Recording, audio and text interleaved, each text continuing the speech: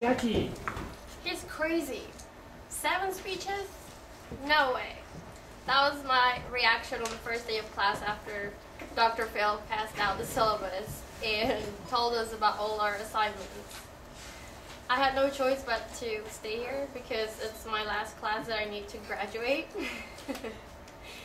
And I'm glad I did. And I'm glad I just took it by itself because it took a lot of time to do all the assignments. This morning I will share with you some of the readings that I did for my portfolio, what reactions I had to my speeches, and what I've learned this quarter. So this is the cover of my portfolio. Thanks to Aaron, I got my pictures from class. And some of the readings that I did were mostly from magazines. I'm subscribed to many magazines, so the first article that I'm going to share with you is from Popular Science magazine. It's about stem cells.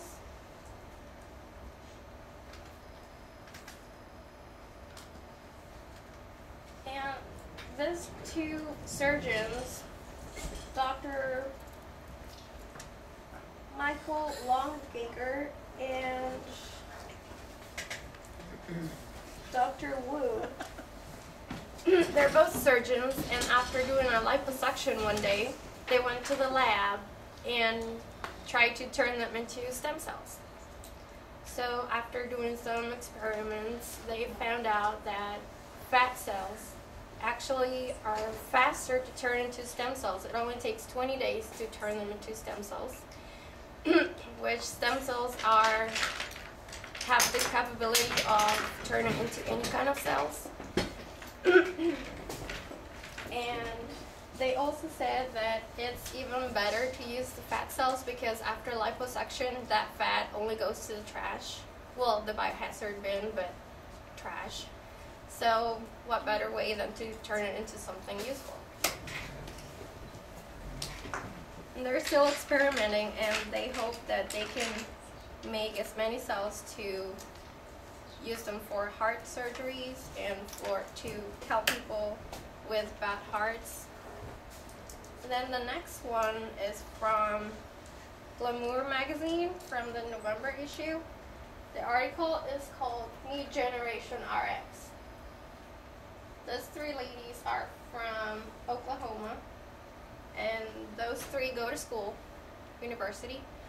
So the article says that there is a lot of people who are in college or universities that either borrow prescription pills from other people or buy them.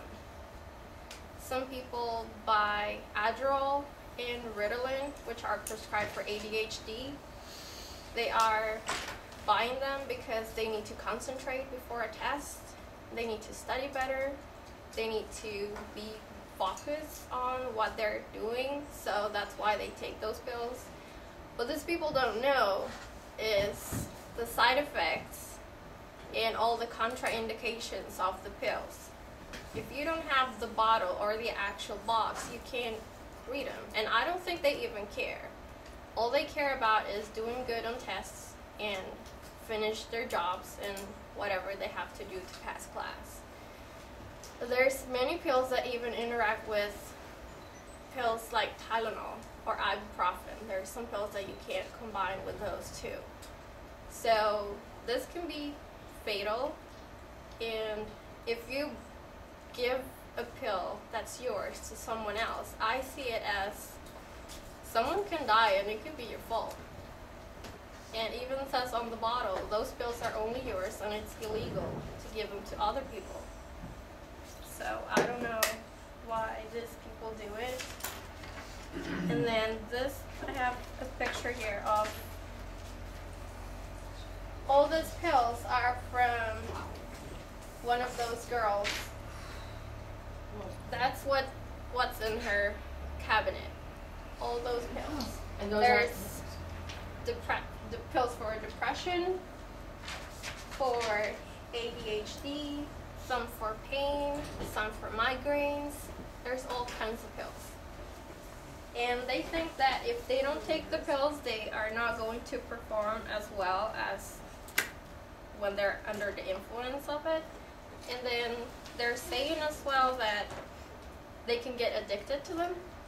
And some people don't go to the doctor to get prescriptions because they don't have medical insurance.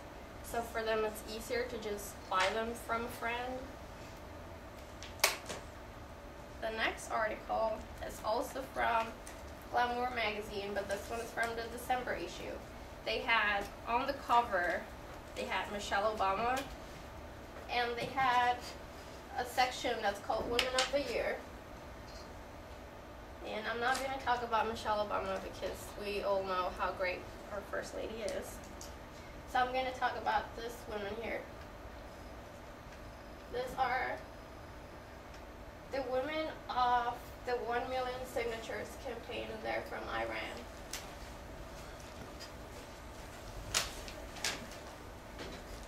And as we all heard on Victor's speech about how the Middle East is and how they treat women over there, this article also says that these ladies would meet up in secret in one of their houses to plot this campaign.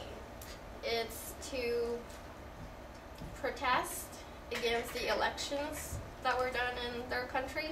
They said they were unfair, so they would go to those houses, meet up in secret, and kind of talk about what they would do to change this matter. And they protested. They went to the streets and they would protest next to the man over there. But of course, they were treated badly. One of them died. I think she was only 26 years old. And so I thought this was pretty encouraging, and they're really brave because they were risking their lives every single day that they met in their houses. The next thing I'm going to talk to you about is my reactions to my speeches. I procrastinated on this one, and I only went to the library yesterday, and I tried to watch them all. But speech number 3, the disc was missing, and one of the other speeches, speech 5, the disc that was on the cover was blank, so there was nothing on there. But I liked all my speeches. It was kind of funny because on the first speech you could hear my voice kind of breaking because I was so nervous. I was about to cry because I don't like to speak in public. And then as the speeches go on, I think I did better. I like my speech 4, the one on why you should hire me. I like to share my experiences and all that. And then speech 6, I thought it was hilarious. I just told Punji this morning that I was just running back and forth because I had to manually move from slide to slide, and then she was over there in the background and she was static. She was like this and just moving her eyes. I thought it was pretty hilarious. And then when she moved closer, she was next to me and I looked so short. So I told her, you gotta go see it. And then the next thing I'm going to tell you is what I've learned this quarter. I've learned many things this quarter. I've met a lot of people, and I now know that I can speak in public. And I have to thank each one of you for your patience, your understanding. I really enjoyed watching each one of our progress. And thank you to Dr. Phil, because now I can speak in public. And for my conclusion, well, I've shared with you some of the articles I read, my reaction to my speeches, and what I've learned this quarter. So thanks again, Dr. Phil.